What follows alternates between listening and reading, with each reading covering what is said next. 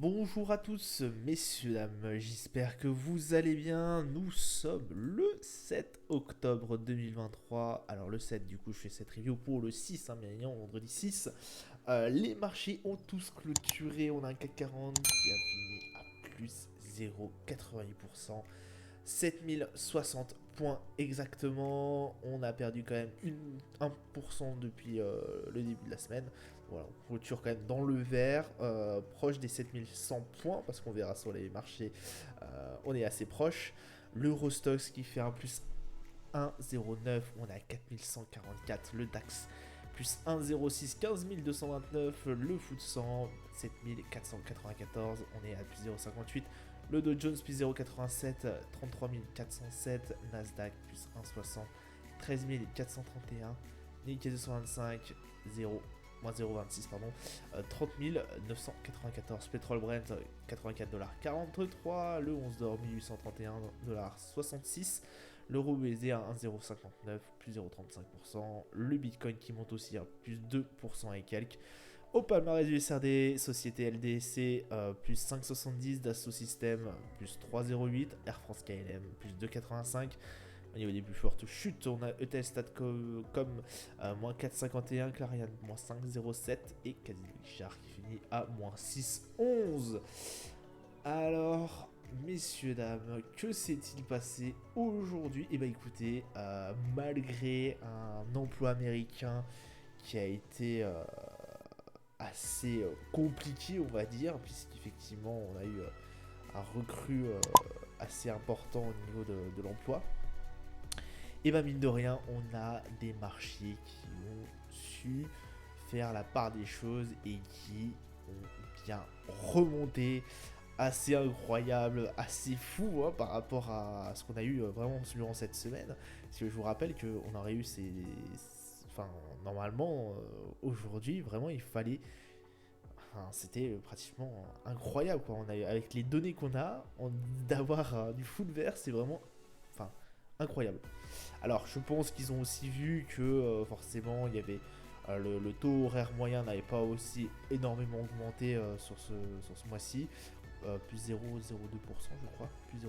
Donc voilà, vraiment très très faible, malgré effectivement qu'on a eu une création d'emplois assez énorme, 336 000 je crois de tête, oui c'est ça. Donc pratiquement le double de l'estimation fait par le consensus. Assez fou quand même, et on arrive quand même à avoir des indices d'école. Vraiment là, je pense qu'aussi là l'effet technique a été assez important. D'où la nécessité de mettre des stops et mettre enfin pardon aussi des supports et des résistances. Donc vraiment là, écoutez, je suis assez satisfait pardon, de cette journée et vraiment assez folle parce que là je serais parti vraiment dans le rouge pétant pour cette journée avec les données qu'on avait. Et écoutez, ça reste quand même très très très bon. Alors on a toujours les 10 ans US et français, enfin on a surtout les taux obligataires qui sont vraiment assez fous et qui sont toujours bien trop hauts à mon goût. Mais écoutez, ils ont réussi quand même, les indices ont réussi à passer outre ça. Et là, c'est le retour à la normale un peu, j'ai envie de vous dire, enfin le retour à la normale. En tout cas, on s'est bien remis de nos émotions et c'est assez bon de revoir des marchés qui regalopent un peu. Calendrier d'annonce économique, du coup, on a eu dans un premier temps au niveau du Canada le taux de chômage qui lui a descendu, contrairement à celui des US où il est resté stable, on est resté à 3,8. On attendait une descente à 3,7, donc potentiellement voilà, une bonne nouvelle, j'ai envie de vous dire, au niveau du taux de chômage.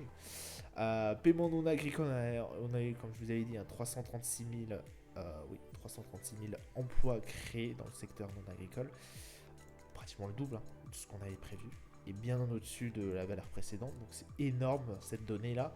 Je vous rappelle, bad news, good news is a bad news dans ces temps-là, dans ces temps d'inflation. Donc c'est-à-dire que là, effectivement, Jérôme Powell pourrait aussi s'appuyer sur les paiements non agricoles, parce que c'est une donnée qui regarde, j'ai envie de vous dire, d'assez près pour évaluer le potentiel s'il va mettre une hausse de taux ou non sur la prochaine réunion.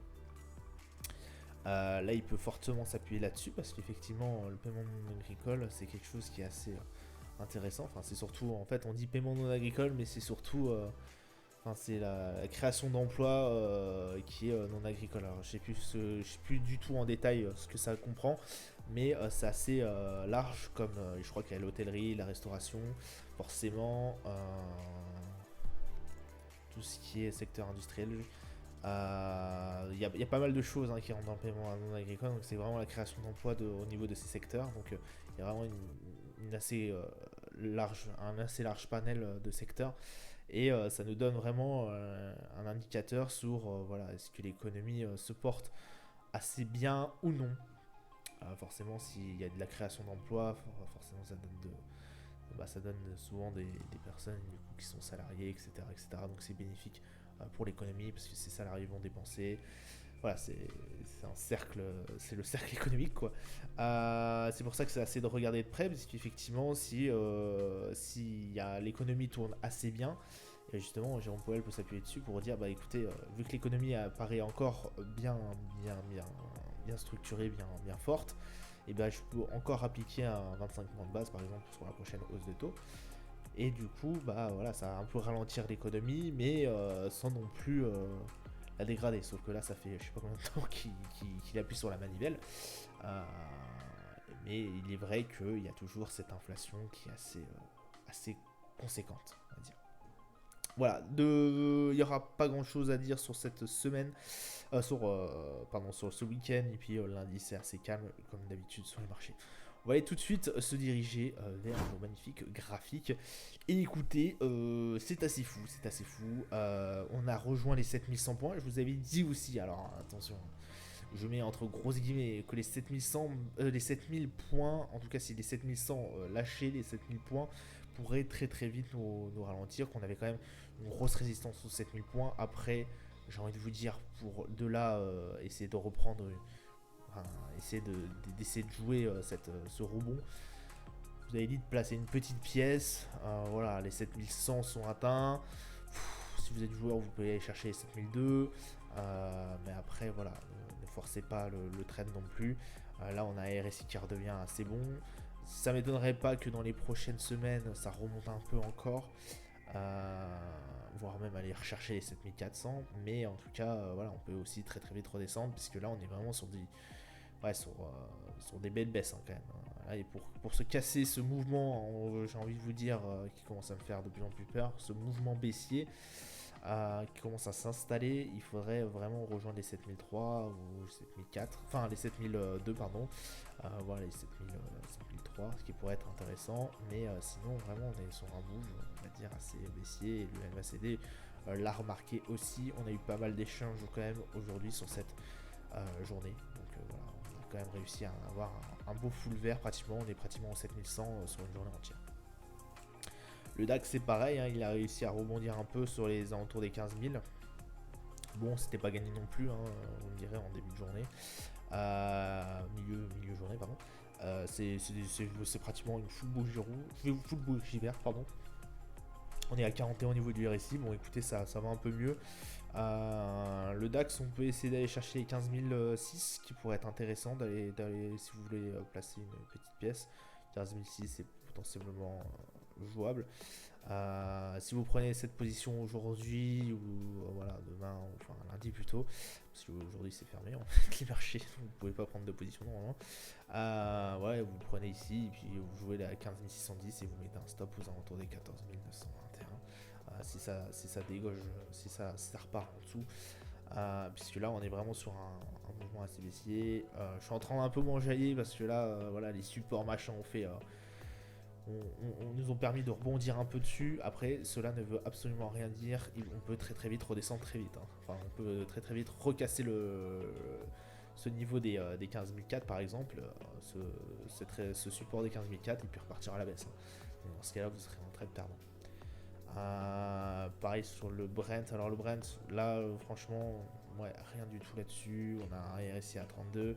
Ça s'est bien cassé la figure cette semaine. Malgré la hausse des indices, vous voyez, on reste à 85. Bon, tant mieux pour nous consommateurs. Ça veut dire que le Brent est en train de redescendre. Alors, il faut dire qu'il y avait de plus en plus de mesures qui étaient en train d'arriver. Fallait bien au moins que ça se casse un peu la figure et que ça casse le niveau des... ou au moins atteindre les 90. J'attendais pas que vraiment il y ait une fissure au niveau des 90 et qu'on rejoigne les 86$ et quelques. Mais en tout cas, belle baisse au niveau du Brent, 32 au niveau du RSI, donc on a perdu, on est au plus haut, on était pratiquement à plus de 72 au niveau du RSI, donc c'était incroyable. Et bah là, écoutez, on est bien redescendu et tant mieux. Le 11 d'or, du coup, comme je vous avais dit, hein, faites attention aux 1800 et quelques. Là, ça peut potentiellement aller rebondir. Je pense que là, on a eu la première sommation qui commence à arriver. Alors après, ça peut transpercer encore. Hein, on peut aller chercher encore plus bas, 1805. On l'a déjà fait. Hein, grossièrement, je vous rappelle. Quand vous voyez il y a longtemps, hein, quand vous voyez mes anciennes vidéos, je vous avais dit que grossièrement on se baladait entre les 1700 et les 2000$ le 11 d'or, et depuis on n'arrivait jamais à casser ce niveau là. Voilà, donc on a un gros niveau aux alentours des 1700, alors qu'on avait failli, on a cassé pendant un moment ici, on a été rejoindre les 15 000 et quelques. Mais là, le niveau des 18 000 est assez aussi important, parce que c'était notre dernière grosse descente. Vraiment, on avait touché ces 18 000 et on avait bien rebondi dessus. On avait très très bien rebondi dessus et qui nous avait emmené au niveau des 2000. Alors, il y avait tout l'aspect aussi. Alors, ah oui, c'était l'effet UBS et autres. Là, c'était les banquiers qui perdaient. Donc voilà, c'était assez intéressant là-dessus à regarder. Et puis effectivement, le 11 d'or qui s'était propulsé à des niveaux enfin pas inimaginables, mais enfin jamais vu auparavant. Voilà, on a potentiellement ce rebond qui peut se faire aux alentours des 1805, mais aussi ça peut plonger encore. En tout cas, voilà, restez méfiants. Je vous avais dit de toute façon de vous écarter du 11 d'or pendant un petit moment, parce que là on avait quand même à faire une belle baisse, et là c'est en train de remonter. À voir si on peut aller chercher chatouiller les 1900, mais pour l'instant, ouais, je vous conseillerais pas trop effectivement d'aller tâter le 11 d'or. Si vous avez mieux à faire, ça serait sur les indices américains, mais ça on va voir tout de suite. Alors le S&P, peut-être pas, on est à 43 100, 4300, pardon, 4100, oui, 4310, pardon. Non, je suis pas très fan du S&P pour l'instant. On a 43 au niveau du RSI. Il n'y a rien qui me fait dire qu'ici, aux alentours des 42 et des 4200, en fait, on a eu une résistance. Parce qu'avant, alors, on a probablement eu une ici, mais en fait, il y a, ouais, elle est possiblement une à 42 000, mais enfin à 4200, mais vraiment, elle a été transpercée de part en part. Donc écoutez, rien pour l'instant me fait dire qu'il y ait vraiment un gros support ou une grosse résistance, hormis au niveau des 4300, 4375 et quelques. Je trouve que ça reste assez tendancieux le S&P pour l'instant. Donc écoutez, moi je vois pas de grand intérêt de faire un long trade dessus. Rester peut-être un peu à l'écart. 43 au niveau du RSI, bon, voilà. Et un MACD bon, qui reste toujours sur une tendance baissière. On reste toujours vraiment sur une tendance baissière. Attention là, parce qu'on commence à casser un peu ce move baissier qu'on a vu se dessiner, se profiler, parce qu'effectivement, si on avait clôturé aux alentours par exemple, des 43 000, des 4325, bah, la dernière mèche la plus haute, elle aurait été pratiquement dépassée. Donc après, voilà, hein, si ce move veut être complètement cassé, si cette tendance baissière, si cette tendance baissière veut être complètement cassée, ouais, il faudrait aller chercher les 4365 qui pourrait être intéressant. C'est un niveau assez psychologique et assez intéressant, parce que c'est vraiment une résistance qui nous a fait un rôle de support auparavant. Donc là, ouais, c'est possiblement intéressant. Alors attention aussi, hein, on peut toujours avoir ce retournement de situation où là les 4365 voilà, sont touchés, et puis là on repasse à la baisse. Mais pour l'instant, la bougie la plus haute qu'on ait eue, ouais, c'est aux alentours de ça. Bon, après, vous me direz, on n'a pas eu. Est-ce que ça, on compte vraiment comme un souffle, comme une récupération qu'on ait pu avoir? Je suis pas trop sûr. Bref. Le Nasdaq, qui lui est pour ma part un peu plus intéressant. Je vous avais dit, voilà, le gros niveau des 14 600, on y est, on est dessus. Moi, je prends position. On a eu une séance hier qui s'était pas tellement très bien passée, mais qui était restée quand même toujours dans le positif. Et là, on a une séance assez incroyable parce que la volatilité qu'il y a eu sur cette séance, on est retombé sur les niveaux que j'avais pris pour ensuite repédaler et à pratiquement atteindre les 15 000. On est pratiquement à 14 999 quand même, on est tout juste. Voilà, j'ai un take price aux alentours des 15 200. Écoutez, ça peut être extrêmement rapide à prendre. Là, c'était vraiment du trade, j'ai envie de vous dire. Alors, moi, je l'avais fait pour le kiff. Là, je pense que ceux qui ont pris la position en même temps que moi, comme vous l'avez. Alors, je vous l'avais conseillé, j'avais dit si vous avez une pièce à jeter, peut-être le mettre sur le Nasdaq, surtout en ce moment. Et voilà, je vous avais clairement dit que les 15 200 pour moi serait assez intéressant à prendre. À voir si ce trade va passer, mais en tout cas, on est dans bonne position. On est à 51 au niveau du RSI, le MACD, bon voilà, est toujours dans une tendance baissière, mais on a un gros niveau, vraiment un gros support au niveau des 14 600. On a toujours quelque chose pour nous rattraper aux alentours des 14 003. Enfin, toujours un stop à 14 003. Bon, écoutez, on va voir si ça va buter.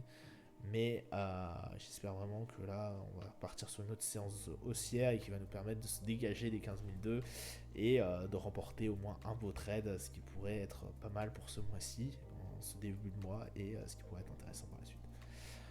Autre grosse valeur, il y a... peut-être on espère un peu trop. Peut-être que là, j'ai mis, j'ai mis le DP un peu trop quand même. Je vais revoir ça, parce que là, vraiment, c'est... là, si on a ce TP là, on s'est vraiment gavé quoi. Là, c'est vraiment du long trade, mais il n'est pas improbable, messieurs, dames. Je vous explique. Les 34 300 ont été sciés de part en part, enfin de part en part, ont été sciés d'une seule trade pratiquement. On a été tapé très vite les 33 000. On avait quand même pas mal aussi on avait quand même, ouais, on va pas se mentir, on avait quand même du volume. Il y a eu quand même des sacrés volumes qui ont été échangés. Et là aujourd'hui, vraiment, on a eu aussi un peu, ouais, on a eu pratiquement kiff. Bon écoutez, on a eu quand même un peu de volume et ça s'est dégagé en vert. Ça fait 3 séances d'affilée qu'on se dégage en vert. Malgré hier qu'on a eu une séance assez douloureuse, on a réussi quand même à y aller quoi. Et là, enfin vraiment, si les 34 000 passent, les 34 300, ça sera vraiment un beau trade. Ça sera vraiment une belle remontée. Il y a des choses qui me font dire qu'effectivement on pourrait remonter. Ce niveau-là, à chaque fois, c'est vraiment un très gros niveau. On l'a dépassé, on a cassé ce niveau, enfin ce support des 33 000 et quelques au moment de SVB Bank. Voilà, donc Silicon Valley Bank et puis Crédit Suisse et tout. Donc là, il a une grosse descente. On avait tapé les 31 000 et quelques. On était remonté après pour aller choper les 34 300 pendant un moment. Donc écoutez, là, je vise, voilà, les 34 300 serait intéressant à les retrouver. Mais voilà, même limite les 33 000, ouais, 34 000 et quelques, 34 000 et tout court, ça pourrait être aussi très intéressant de prendre un TP là-dessus. Mettre, allez, un TP là-dessus, un pourcentage, genre 75% à 34 000 tout court et à 34 300, vous prenez 25 autres. Donc, écoutez, voilà, ça pourrait être intéressant et vraiment c'est une pièce que j'aime bien, j'ai bien mise aussi dessus, le Dow Jones. Là, c'est vraiment, comme je vous ai dit sur les autres précédentes vidéos, là, ça va être de la contre-tendance un peu. Ça va être un peu de la contre-tendance. Là, on a tendance bien baissière qui commence à se dessiner. On a un gros support. On peut tenter effectivement le retournement de situation. Et en plus du volume, hein, on n'est pas non plus sur des séances assez nulles. Donc écoutez, pourquoi pas. Voilà, ça sera tout pour moi pour aujourd'hui. Je vous souhaite une excellente journée, un bon week-end à vous. Et je vous dis à plus tard. Ciao.